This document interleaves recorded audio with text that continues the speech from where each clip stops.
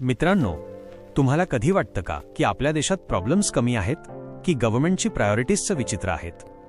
नमस्कार मित्रांनो, मी तुमचा मित्र मिस्टर क्रिएटर आणि आज आपण बोलणार आहोत एका जरा वेगळ्या मुद्द्यावर. युवकांना रोजगार नाही, शेतमालाला भाव नाही, पेपर फुटून हजारोंचं भविष्य अडकलेलं. लोकशाही आहे म्हणे, पण मतदानात चोरी सर्रास चालू आहे.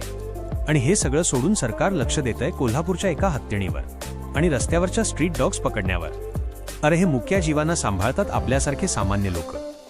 सरकारचं लक्ष ह्यावर नसून आपल्या खऱ्या प्रश्नांवर असायला पाहिजे ना? तुम्हाला काय वाटते?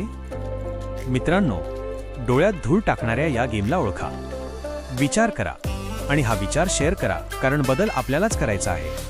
सरकारच्या भरवशावर बसाल तर एक दिवस ते आपल्यालाही एका कोंडवाड्यात कोंडून संपवून टाकतील. शांत बसून संत होण्याचा वेळ आता गेलाय. उठा आणि आवाज उठवा. धन्यवाद.